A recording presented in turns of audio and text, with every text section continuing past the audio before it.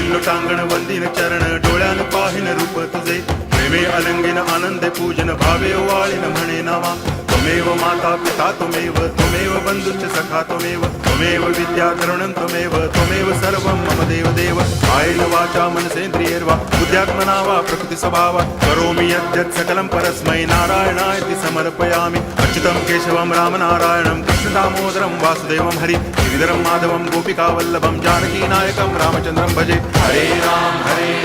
Ram Ram Hare Hare Hare Krishna